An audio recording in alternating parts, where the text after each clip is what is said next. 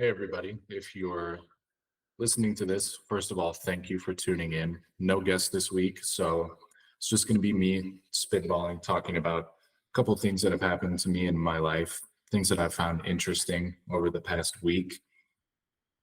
I'm pretty inspired by people like Ben Shapiro, Tim Dillon, Tucker Carlson, who do their shows by themselves and can do hour-long plus monologues. So this is my first time doing that. Going to give it a shot. Hopefully it's entertaining for you and you can take something away that might impact your life, or maybe just a good story here or there. The biggest thing that's happened to me in my life over the past week is I took another pretty intense DMT trip. If you're unfamiliar with what that is, DMT is short for dimethyltryptamine.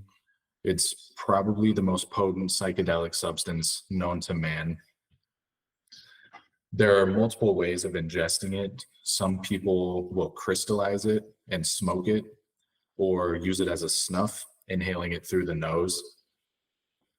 The way that I have done it, and this will be my fifth time that I've tried DMT, fourth time taking it in orally active fashion.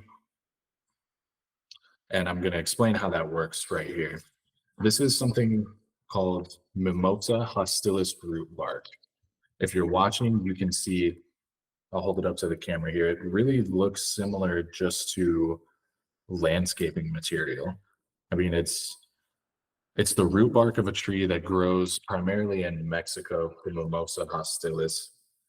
And these are shavings of the root bark that contain very high levels of DMT. It sits around 2% DMT, which makes this one of the highest concentrations of DMT in any plant that we have to man.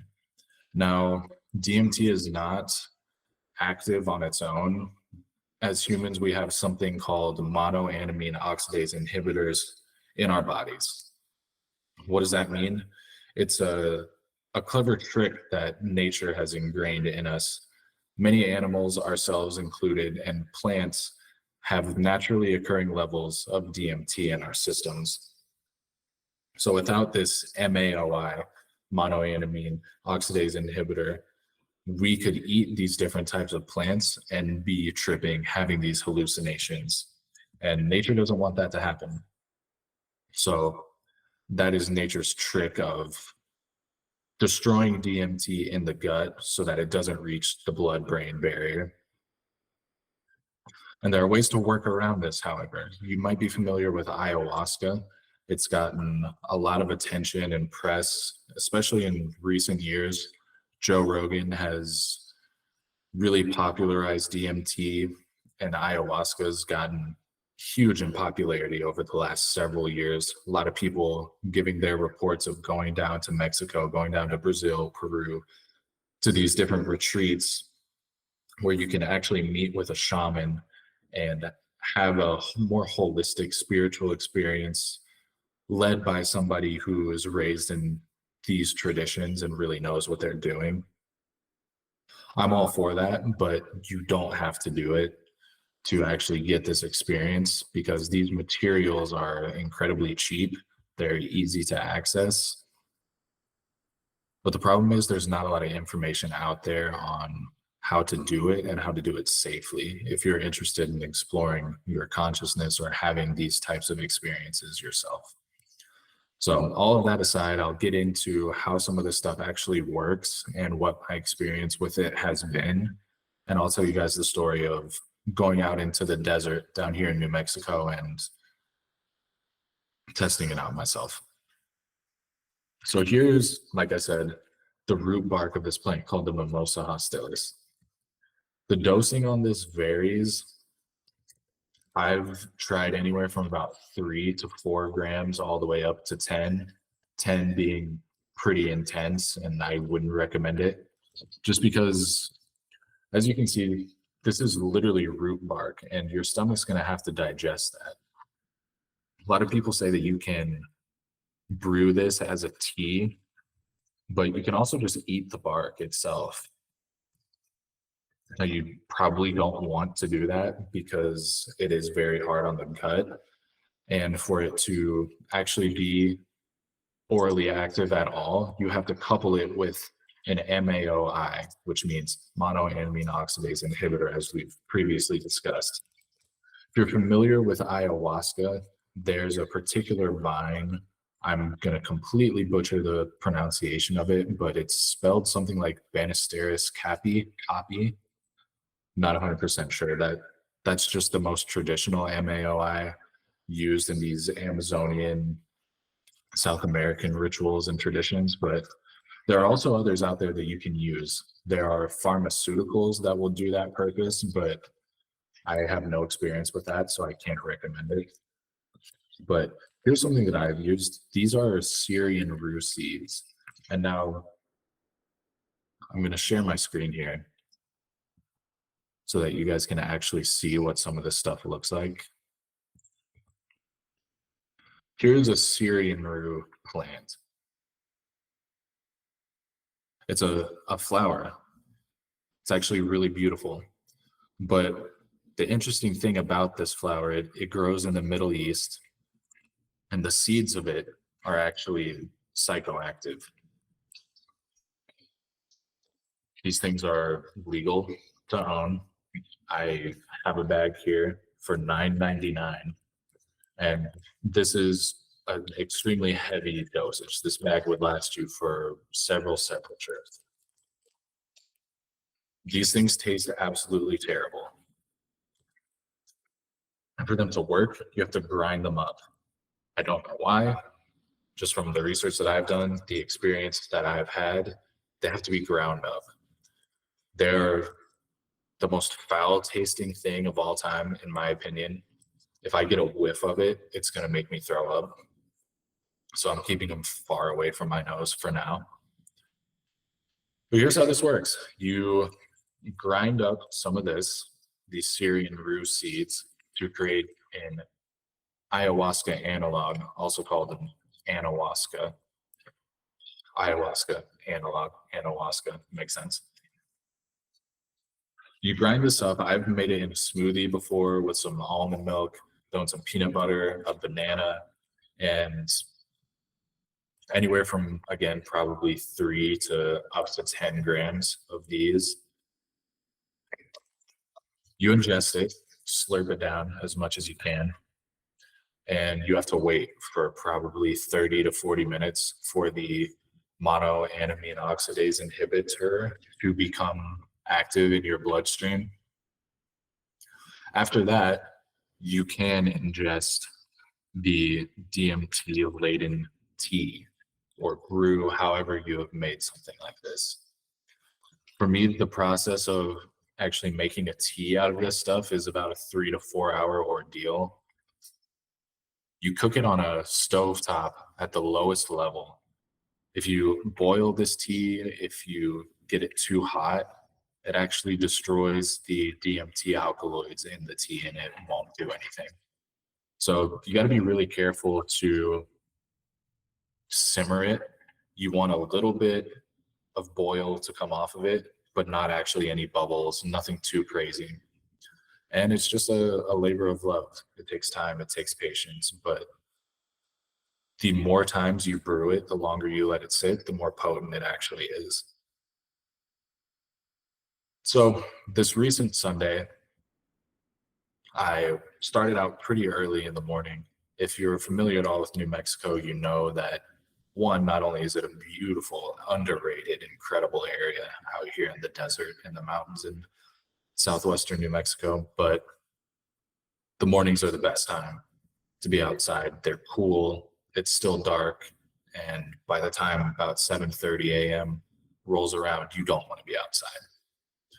So I took this mixture of Syrian rue seeds and went out into the desert. Found a nice parking spot kind of in the national forest.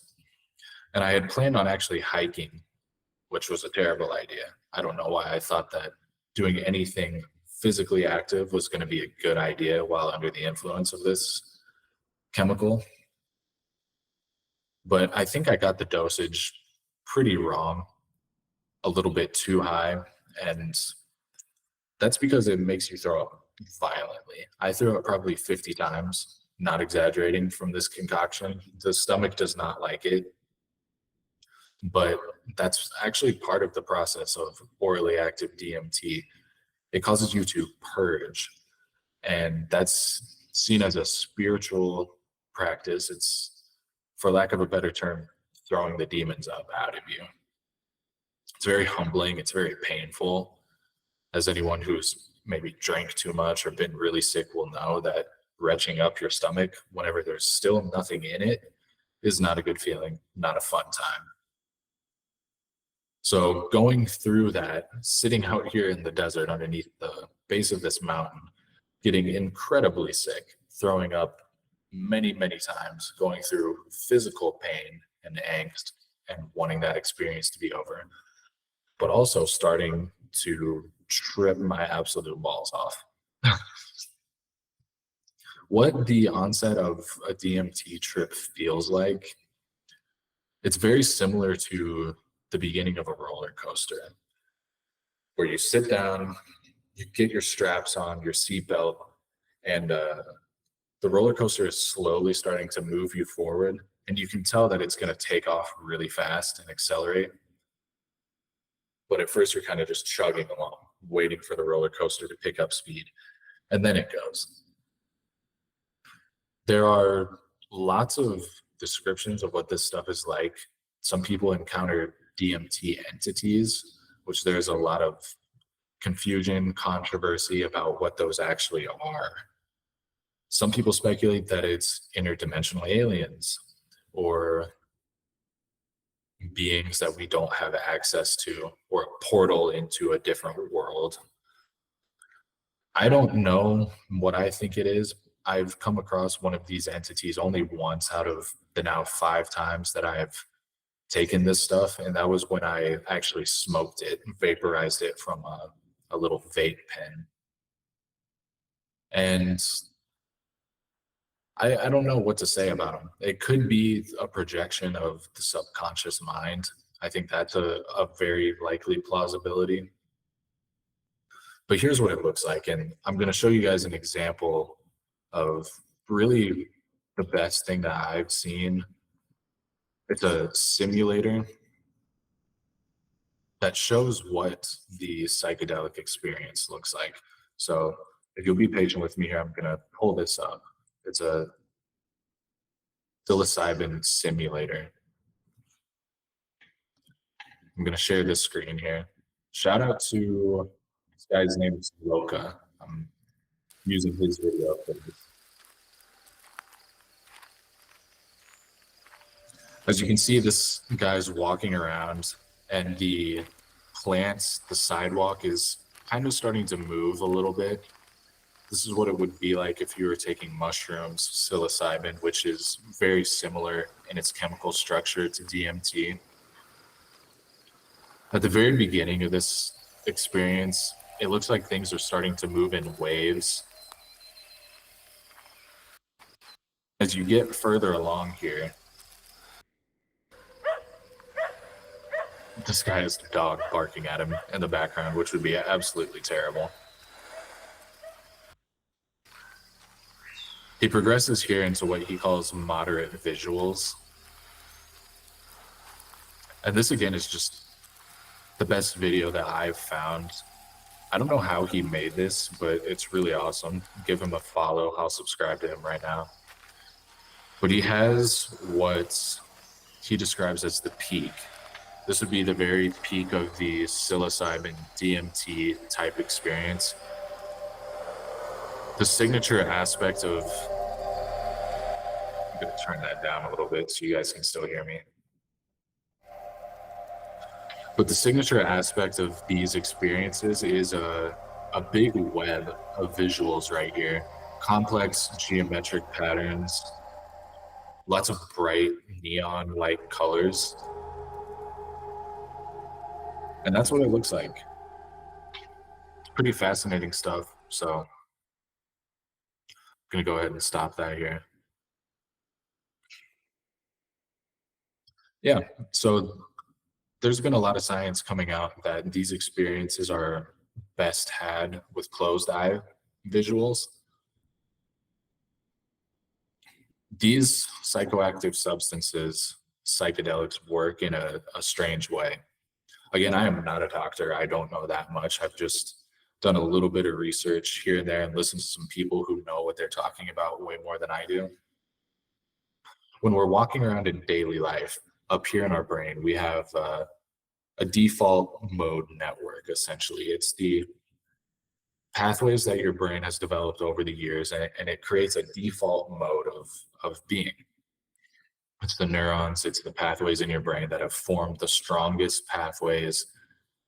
They've been repeated the most times, and that's just how your brain exists when you're walking around on a day-to-day network. What psychedelics do is when you take them, they quiet that default mode, those default connections. It quiets that area of the brain and it increases activity in other areas of the brain. This creates thousands of new connections in areas of your brain that normally wouldn't talk to each other. And that's fascinating stuff. It's of the utmost medical importance, in my opinion. Some of the things that psilocybin is being looked at for is treatment of post-traumatic stress disorder, which if you think about what that actually is, it's the brain being stuck in a pattern, a traumatic pattern, a stressful pattern, and you keep reverting back to those ways of thinking. You keep reliving that experience so that one stressful encounter triggers a previous stressful encounter. For example, being in the military and maybe hearing an alarm on a phone going off, and it will remind somebody of a tank, the alert going off on a tank, incoming missile, something like that. The other thing is smoking cessation. Another area where people get ingrained into a pattern and it just becomes their default, their day-to-day life. And so what these substances do is they allow different areas of the brain to connect, to talk to each other. And that is great for the formation of new habits, great for the formation of new patterns, great for healing. So I just wanted to touch on that and give people a little bit of clarity as to what that experience might be like if anyone is interested in exploring it. I'm not going to recommend one thing or another either way, but that's just been my experience with it. This is another plant.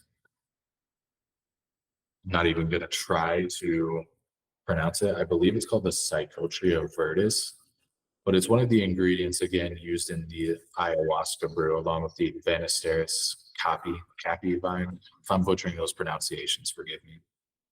But the reason I've tried this once and didn't have great luck with it. It's different than the Mimosa Hostilis brew because one, it's not quite as strong.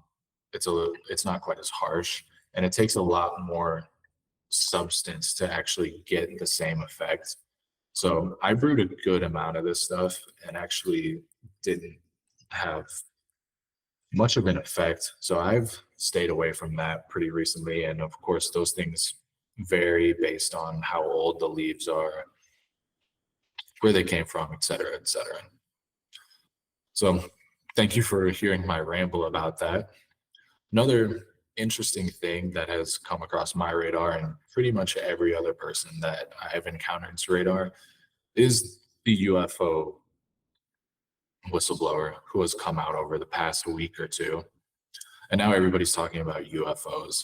Are aliens here? What does that mean for us? And I just wanted to break down some of my thoughts on that, explore a few topics and ideas, and maybe figure out what that means for us as a species. The first question that comes to mind, obviously, is this whistleblower cat bullshitting us? Is this a psyop by the government? Unfortunately, I don't think we're going to know the answer to that. It could go either way.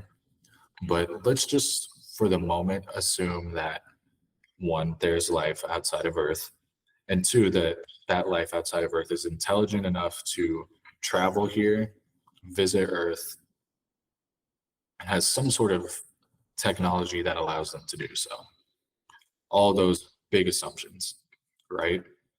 What does that mean for us as humans? What does that mean for you and I as we walk around in our day-to-day life? Well, on one hand, it could mean absolutely nothing. And the analogy that I've been giving for this is if they're relatively rare, meaning I haven't seen them, you haven't seen them, most people that we know have not encountered this species, then what does it matter, right? If a scientist was to come out and announce on the news, hey, we've been in the Amazon for the past 4 years, we just discovered this new ant species, and it's really great. They're super intelligent, and they can do the most amazing things. They have some sort of foundational system where they build up nests, yada, yada, whatever it could be. You might read an article about that and think, oh, that's really cool. But how does it affect you in your day-to-day life? My answer, it doesn't. These are animals that you're probably not going to come across, probably not going to see in your lifetime, but just knowing the fact that they exist, okay, I guess, keep it going. That's one take on it. The other take that I have is that if these things are perhaps visiting us, what if they are not as intelligent as we're giving them so much credit for? And this is just something that they can do. An example that pops into my mind. Take a chameleon, for example. They have incredible camouflage ability. They can blend into their environment. That's something that we as humans do not have the ability to do. But I don't think that adaptation necessarily equates to intelligence. It's just a high level of adaptability that's probably come across as a result of millions of years of evolution.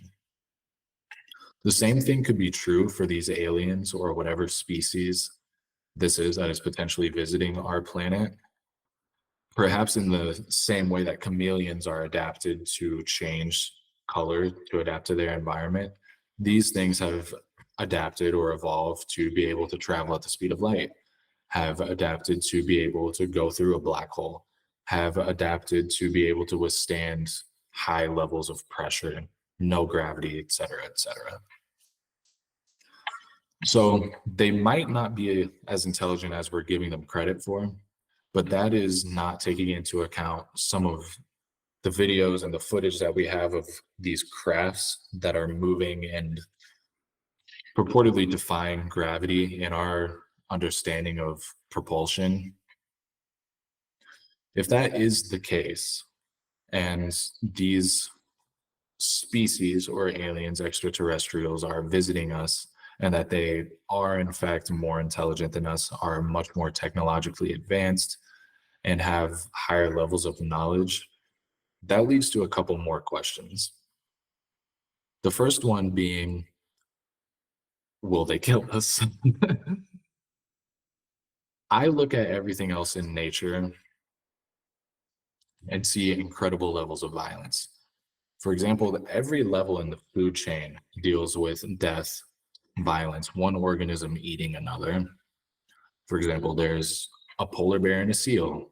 There's a dog and a chicken. There's us and a pig. Everything exists in a food chain, a web. That's the cycle of life. That's in nature on this planet Earth as far as we know it.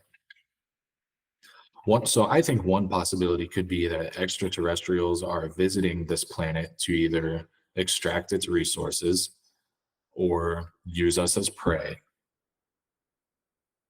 If that is the possibility and the reality that we're dealing with, then I think we're in for a load of trouble.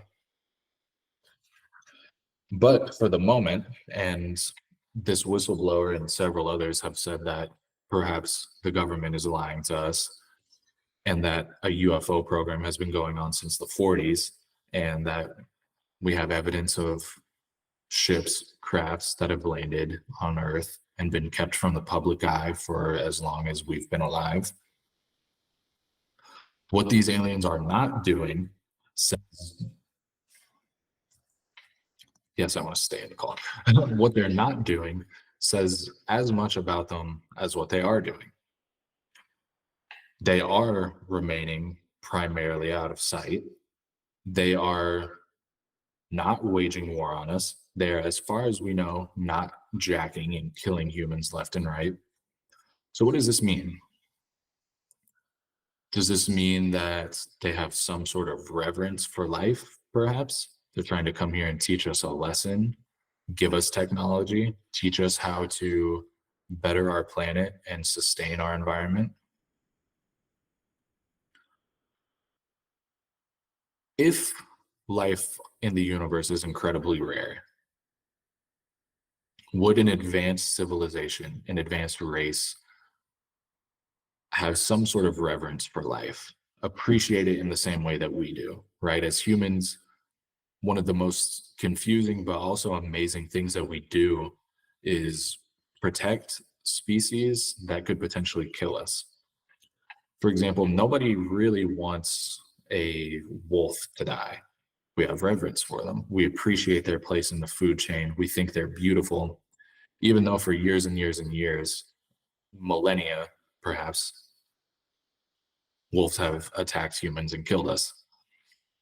But we remove ourselves from the food chain and we understand the importance of preserving them, of maintaining their beauty. Same thing goes for bears, same thing goes for mountain lions, for whales, whatever it is.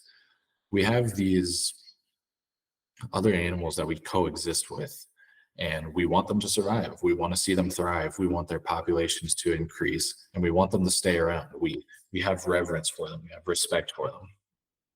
I think the same thing could be said for an extraterrestrial. If they are highly advanced, highly intelligent, know more about the nature of life and its origins in the universe than we do,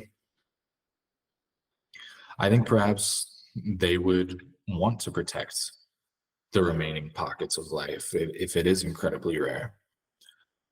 The other explanation that I've seen is they want to protect us from nuclear fallout, nuclear warfare. There have been reports of UFOs flying over nuclear reactors, even potentially shutting them down. Take that for what you will. But either way, I think we're going to see and experience a lot more of this stuff in our lifetime. The internet is making it increasingly hard to hide things, increasingly hard to keep the public in the dark. But with that being said, we have the Hubble Space Telescope, which can see thousands and thousands and thousands of miles into space and bring back incredibly clear HD-looking photographs. All I want to see is one good picture of an alien, one good picture of a spacecraft. Why has that not materialized? We can see Pluto with the utmost clarity. But every UFO video, every alien video that comes out looks like it was filmed on a flip phone back in the early 2000s. It just doesn't make sense to me. It doesn't quite add up. But either way, I hope some of these documents do get declassified. I hope the public does get a little bit more educated and in the know about what's going on. It's very frustrating for myself, and I imagine any of you that are out there listening, to not know what's happening all around us, if there is life in the universe, because this is a gigantic question that we face. Is there a God? Is there life outside of Earth? I think if we have a definitive answer to at least one of those questions, is there life outside of Earth? It could cause a massive societal shift. It could cause a global shift in the way we think. And one of the reasons that this info might be being kept secret from us is for that exact reason. The people who run the government, the people who have high security level clearance have an investment in the system staying the way that it is.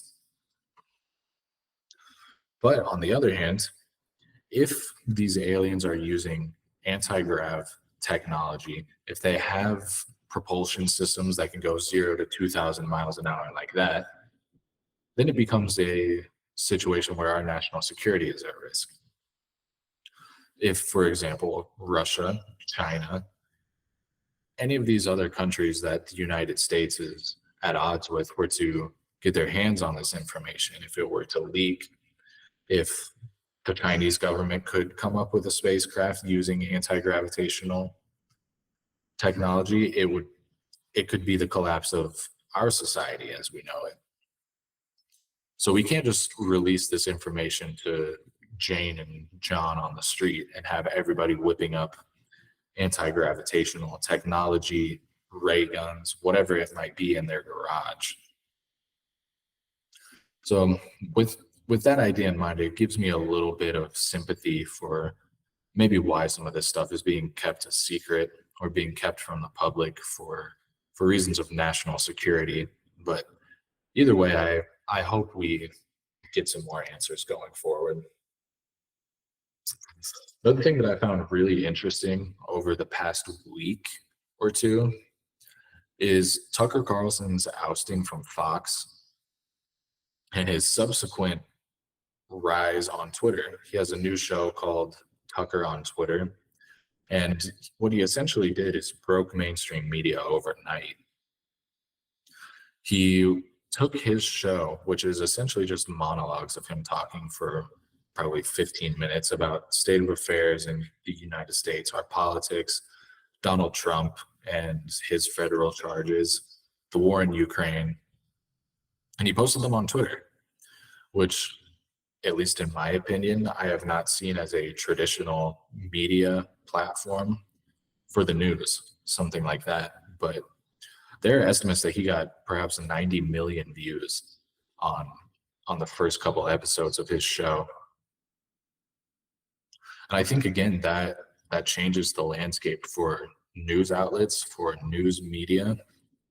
No one watches TV anymore. I mean, some people do, but it seems like that era of cable news and cable television is certainly meeting its end. It's in a decline state. So I think that's a new model for media going forward. And I think people are going to start doing that more and more. This show will actually be on Twitter now. You can follow it, Duff Radio. We're also getting on Rumble, which is a new development for us. So if you want to follow either of those platforms, I'll put their link in the description. If you have any questions, any topics that you'd like to see submitted or talked about, please feel free to comment them. Please feel free to email me. Anything else that I'd like to add, SoundCloud is a great place to find good music, Duff Radio music, DJ mixes, remixes, essentially my audio engineering projects. You can find them there. Other than that, I'd like to say thanks for listening. This is a new project for me, new project for some of my friends. Shout out to Connor, Cam, Brian, Darius, just the guys, the guys who have come on and opened themselves up, let you guys see some of their lives, some of what's important to them, and just being willing to support me, being willing to support each other as we grow this. Yeah, this is my first monologue. Thanks for sticking with me. If you made it this far, really congratulations and kudos to you. I appreciate it. And this was worth a shot.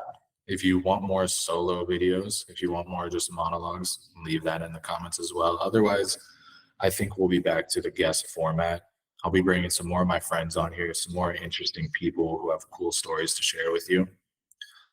Enjoy your Sunday. Have a great week, and we'll see you next weekend.